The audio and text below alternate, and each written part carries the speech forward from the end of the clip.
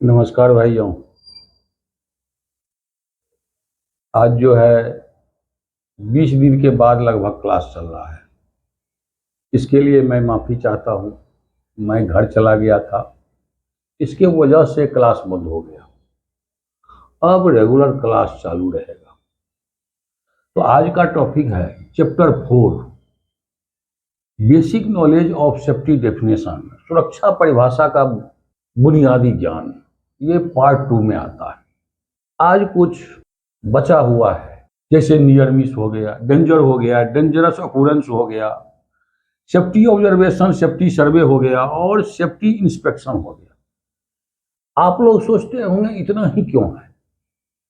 इसके अलावा जितना भी डेफिनेशन है, जितना भी परिभाषा है, परिभाषा के साथ उसका विस्तृत जानकारी दिया गया है।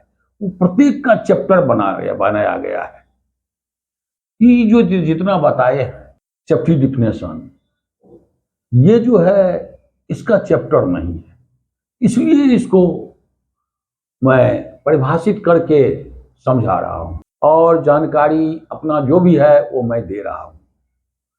आगे का जानकारी सेफ्टी डिफिनेशन जितना भी है उसका अलग अलग चैप्टर बनाया गया है और हर एक चैप्टर में, हर एक अध्याय में उसका विस्तृत जानकारी दिया गया है। जैसे हो गया आपका ऑडिट हो गया, एक्सीडेंट इन्वेस्टिगेशन हो गया, इंजरी हो गया, फर्स्ट एड हो गया, लिफ्टिंग इक्विपमेंट हो गया, स्कैफोल्डिंग हो गया, वर्किंग एट हाइट हो गया, जितना भी दिया गया, कन्फाइंड स्पेस हो गया, रेडियोग्राफी हो गया, एक्सकैवेशन हो गया, जो भी है बचा हुआ है उसका डेफिनेशन के साथ उसका विस्तृत जानकारी फर्स्ट में बताया गया है, जो मैं आगे बताऊंगा। आज का है बचा हुआ जो है नियर मिस, इसको निकट चूक और बाल बाल बच गया कहा जाता है।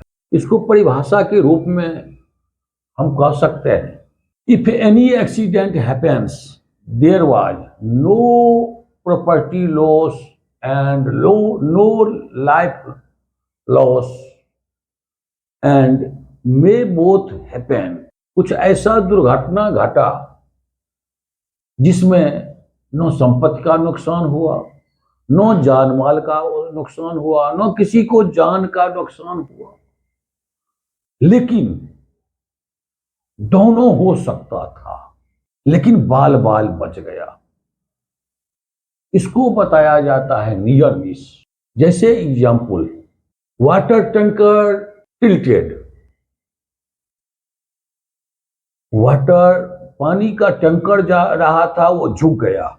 हमारे नजदीक में एक मटेरियल हाइट से गिर गया, one material fell from height near us.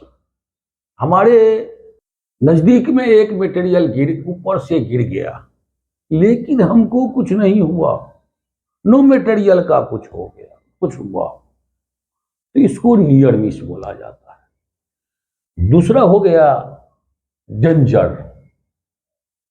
Danger का मतलब खतरा भी होता है और खतरनाक जगह भी होता है। It is any zone where high risk involve.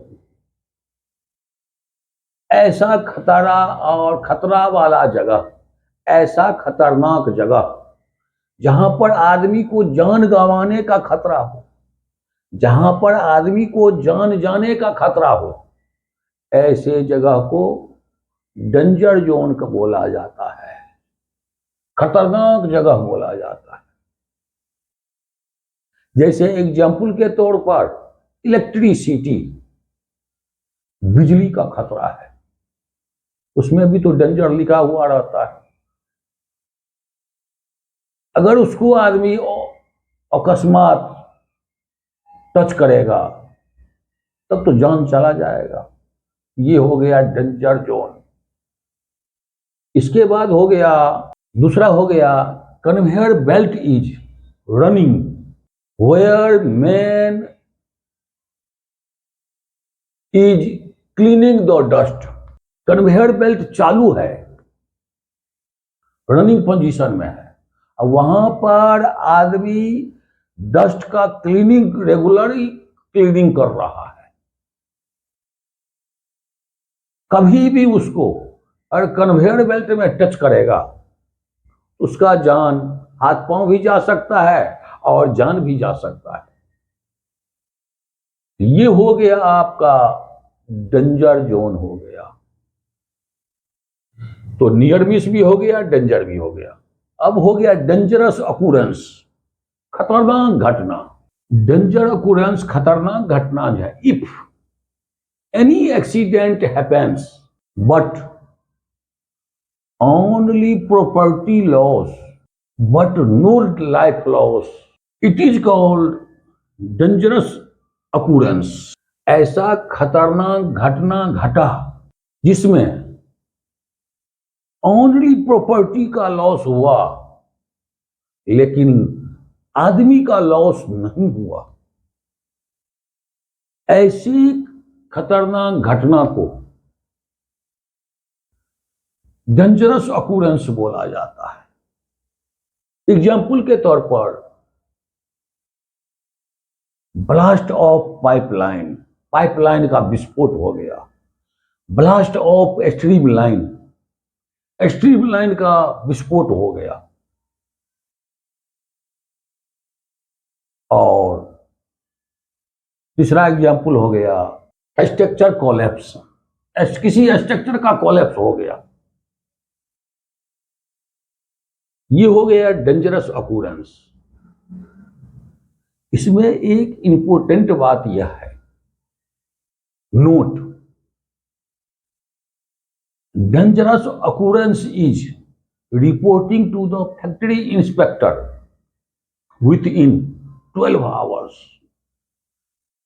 Dangerous occurrence का जो रिपोर्ट है 12 घंटा के अंदर फैक्ट्री इंस्पेक्टर को रिपोर्ट करना जरूरी है।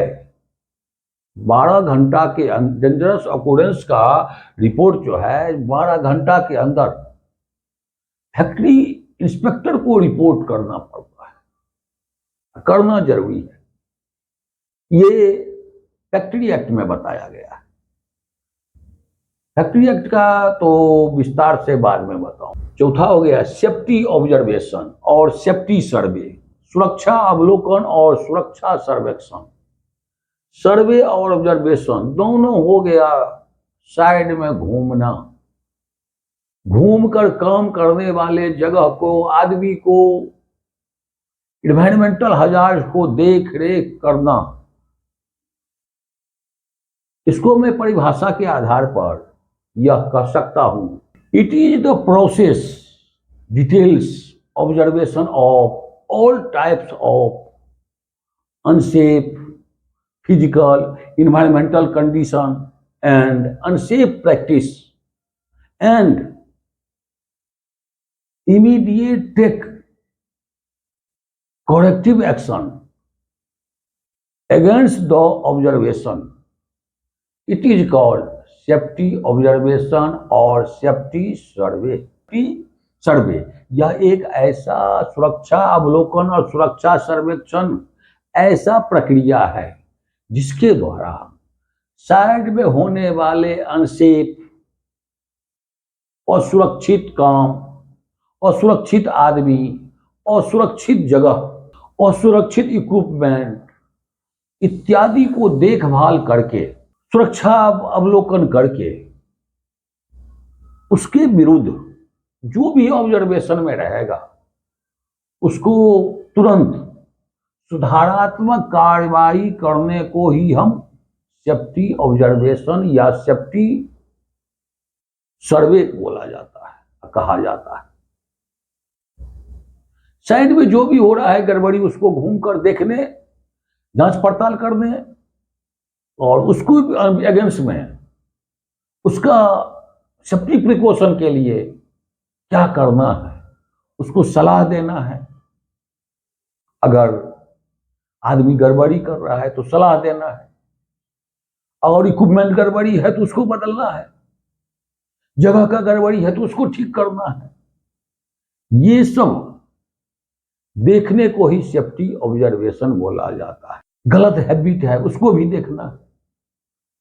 और आगे हो सेफ्टी इंस्पेक्शन, सुरक्षा निरीक्षण लास्ट में आ जाता है। व्हाट इज सेफ्टी इंस्पेक्शन, सुरक्षा निरीक्षण क्या है? तो परिभाषा के आधार पर हम कह सकते हैं कि safety inspection find out the hazards according to the checklist and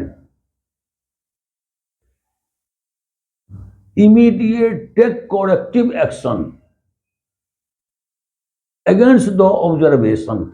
safety inspection, सुरक्षा निरीक्षण जो है वो चेकलिस्ट के द्वारा, चाहे चेकलिस्ट जो भी हो, इलेक्ट्रिकल का हो, हाउसकीपिंग का हो, वर्किंग एट हाइट हो, लिफ्टिंग हो, रिगिंग हो, स्कैफोल्डिंग हो, जो भी काम हो रहा है वर्क एक्टिविटी के मुताबिक जो चेकलिस्ट दिया जाता है उसके आधार पर हम खतरा को खोजना है और खतरा को खोज करके